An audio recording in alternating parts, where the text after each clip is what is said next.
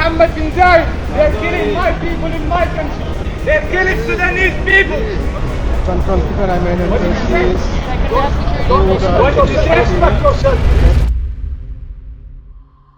লন্ডনের অভিজাত নাইটসব্রিজ এলাকা দুবাইয়ের শাসক শেখ মোহাম্মদ বিন রাশিদ আল মাকতুমকে দেখে রাস্তায় দাঁড়িয়েই ক্ষোভে ফেটে পড়লেন এক সুদানি নাগরিক। অভিযোগ, সুদানে চলমান যুদ্ধে সংযুক্ত আরব আমিরাতের সমর্থনের কারণেই প্রাণ হারাচ্ছেন তার দেশের হাজার হাজার মানুষ। ভিডিওতে দেখা যায় আল মাকতুম ও তার সফর সঙ্গীদের উদ্দেশ্যে চিৎকার করে ওই ব্যক্তি বলেন, ইউএই সুদানের মানুষকে হত্যা করছে, আমার দেশের মানুষ হত্যা বন্ধ করুন। এক পর্যায়ে আল মাকতুমের দলের এক সদস্যের সঙ্গে তার উত্তপ্ত বাক্য বিনিময় হয়। অভিযোগ, তাকে বর্ণবাদী গালিও দেওয়া হয়। পরে ওই ব্যক্তি রাস্তা পার হয়ে প্রতিবাদকারীর দিকে এগিয়ে যান। ঘটনার পর নতুন করে আলোচনায় এসেছে সুদান যুদ্ধে আমিরাতের ভূমিকা নিয়ে। 2023 সালের এপ্রিল থেকে সুদানে চলছে ভয়াবহ গৃহযুদ্ধ। একদিকে দেশটির সেনাবাহিনী SAF, অন্যদিকে আধা সামরিক বাহিনী র্যাপিড সাপোর্ট ফোর্সেস RSF এর বিরুদ্ধে বেসামরিক হত্যাকাণ্ড, ধর্ষণ ও লুটপাট সহ ব্যাপক মানবাধিকার লঙ্ঘনের অভিযোগ রয়েছে। জাতিসংঘ ও যুক্তরাষ্ট্র বাহিনীটির বিরুদ্ধে গণহত্যার অভিযোগ তুলেছে।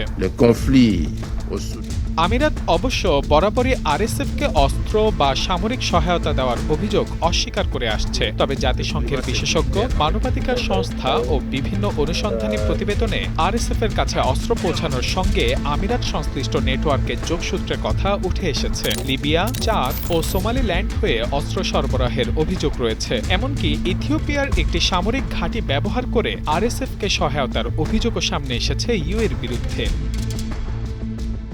আর এখানেই সুদান যুদ্ধকে ঘিরে উঠছে আরো বড় একটি প্রশ্ন। এই সংখ্যা থেকে শুধু আমিরাতের আঞ্চলিক স্বার্থই কাজ করছে, নাকি এর সঙ্গে ইসরায়েলের বৃহত্তর কৌশলও জড়িত?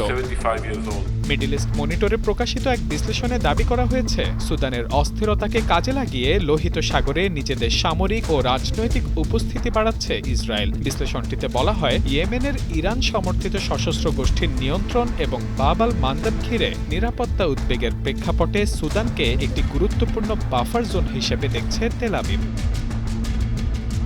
এই দৃষ্টিকোণ থেকেই সমালোচকদের অভিযোগ, সুদানে RSF-কে ঘিরে আমিরাতের ভূমিকা ইসরায়েলের লোহিত সাগর কেন্দ্রিক কৌশলকেও সুবিধা করে দিচ্ছে। অর্থাৎ দুবাইয়ের আঞ্চলিক প্রভাব বিস্তারের স্বার্থ আর ইসরায়েলের নিরাপত্তা কৌশল, দুই স্বার্থই যেন এক জায়গায় এসে মিলিত হচ্ছে।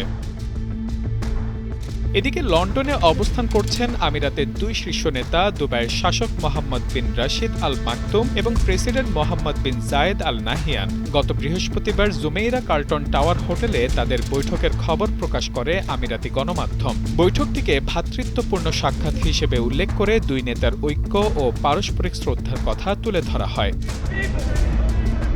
তার ঠিক কয়েকদিনের মধ্যেই লন্ডনের রাস্তায় সুদানি নাগরিকের এই প্রতিবাদ আবারও সামনে আনলো সুদান যুদ্ধে আমিরাতের ভূমিকা নিয়ে বিতর্ক।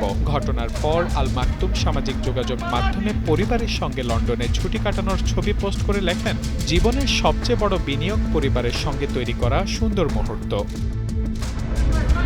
তবে লন্ডনের এই বিক্ষোভের ঘটনা মনে করিয়ে দিল, সুদানের দীর্ঘদিনের গৃহযুদ্ধ শুধু আফ্রিকার মাটিতেই সীমাবদ্ধ নেই। মূলত এই রক্তক্ষয়ী সংঘাতের সঙ্গে জড়িয়ে আছে আঞ্চলিক শক্তির স্বার্থ, লোহিত সাগরের নিয়ন্ত্রণ এবং মধ্যপ্রাচ্যের বৃহত্তর ভূ রাজনীতি। Mahmudul Hasan, Times today.